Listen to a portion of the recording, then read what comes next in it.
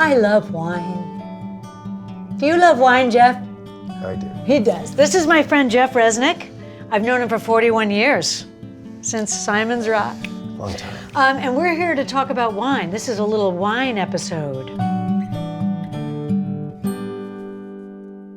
Jeff's here because he knows just a little bit more, actually a ton more. You notice how I swallowed the swear, than me, even though he's going to claim he doesn't. He does. A mutual friend of ours, a dear friend of Jeff's, is a significant person at Zacky's, Yeah.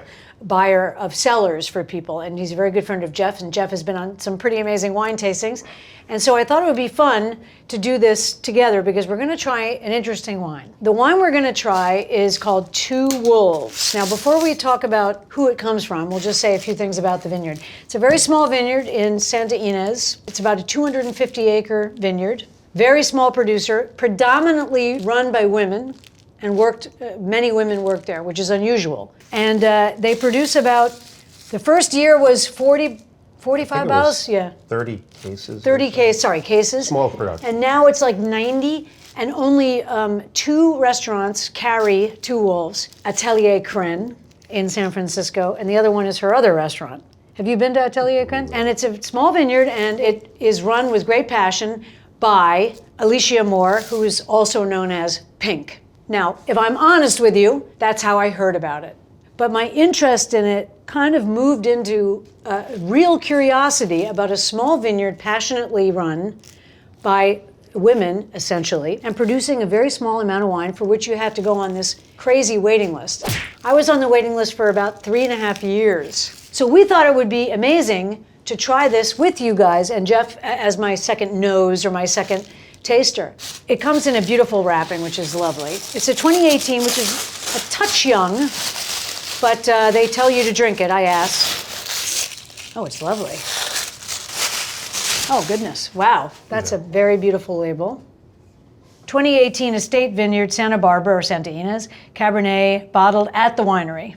People at the vineyard and possibly Pink write pairings, and this one is paired with sex, not food, which I thought was very cute. Ooh. Now, Jeff, your choices are classic, farmer, Tudor, Italian cafe, French cafe, quag. Let me guess. Classic. Okay, I'm going to go for French cafe. I like the stem. Why does wine have different glasses? One reason is the aromatics of the wine. Okay. And the shape of the glass brings that out, and the characteristics of the different wines. Okay. Here's to us who's like us damn few and they're all dead. Cheers.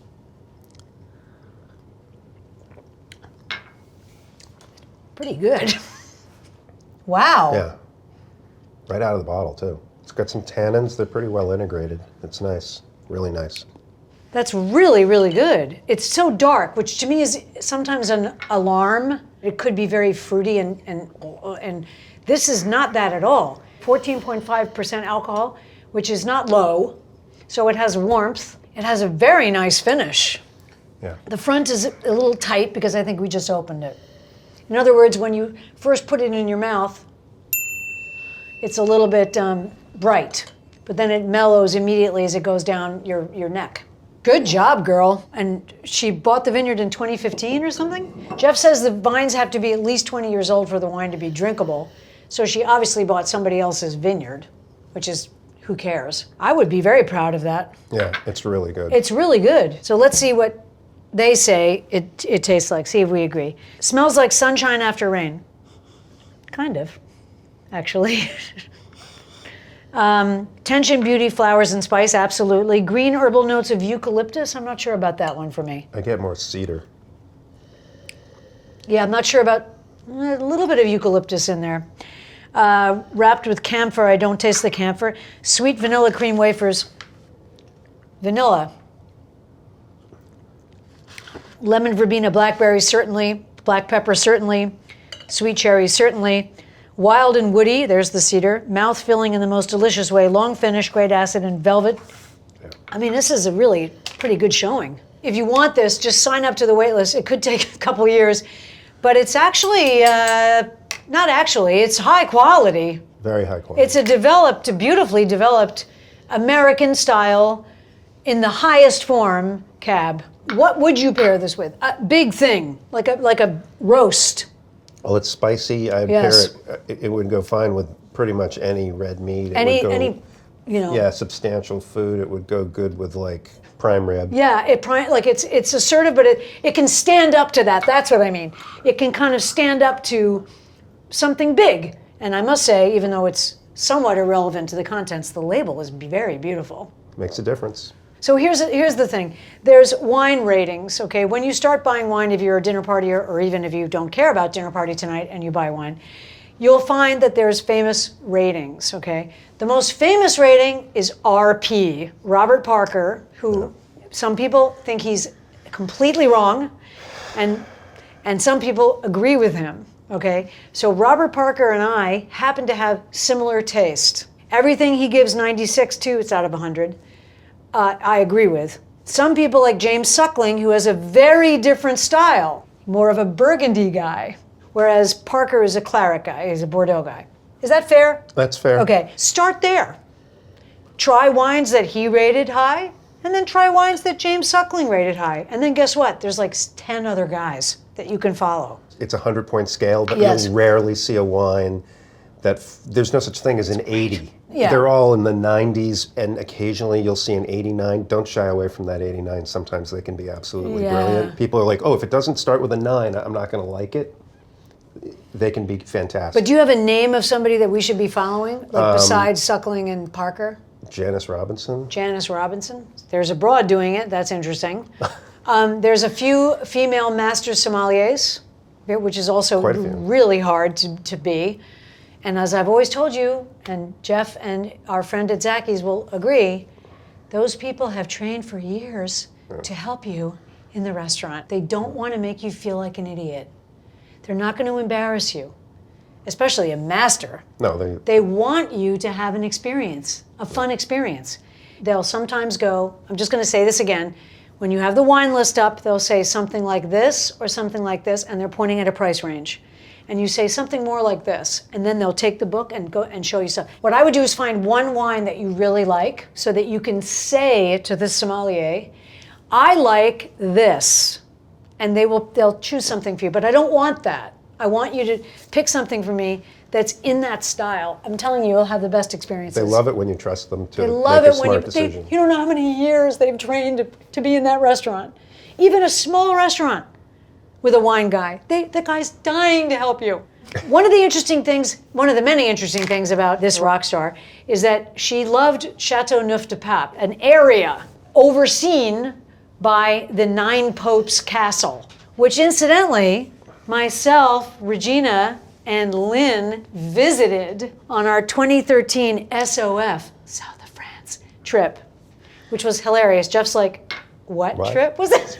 And we had a fabulous time. Then we went to an organic, I guess, Neuf de Pape also. We went to two places. One was right near the chateau. And then we went to one that was an organic place that had fabulous cheese. I don't know if you remember that. Oh my God. And it was hilarious. This does not resemble a Neuf de Pape in flavor, but it's interesting that that was kind of her entree to wine and being a wine enthusiast. Shall we talk a little bit about Neuf de Pape? Jeff happens to have brought with him a Neuf de Pape. Yes, I did. Okay. This is a Domaine. I mean, this is ridiculous. I know how to say it, Yes. Jeff.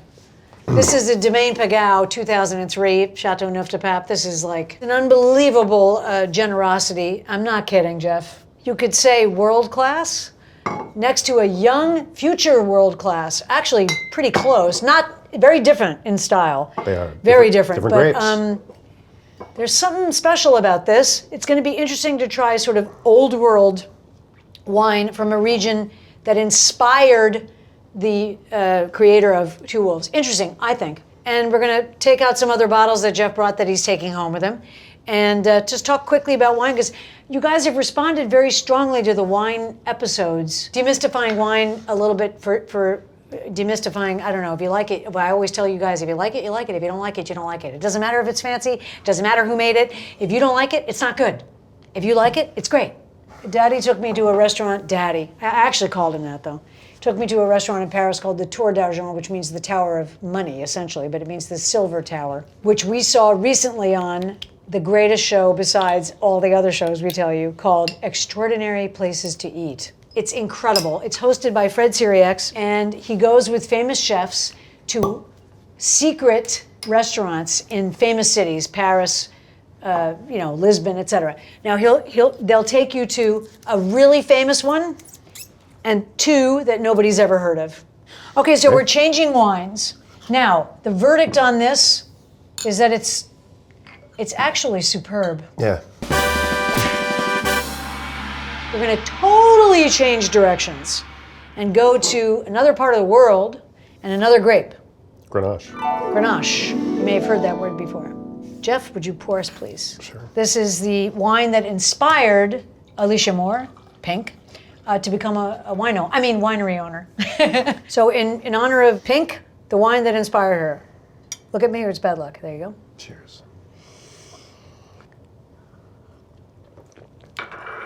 Ooh, it's a little tannic though. Well, just opened. These usually you'd open this at least an hour in advance and decant it. Why do you decant wines? Because it aerates them. So the surface of the decanter is wider than the surface of the wine, and there's also more space for the air to get in. The wine has been trapped in the bottle since 2018 or 2003. When it hits the air, stuff happens. So what you want to do is aerate it, which is why people do this, if you've ever wondered, is they're aerating the wine in their glass, because the wine reacts with the air. If it reacts with the cork, that's bad. That's called corked. And as we've told you before, the scent you're waiting for is the smell of wet cardboard, is the sign of a corked wine. This is fantastic. It's totally different. Yeah. What would you pair this with?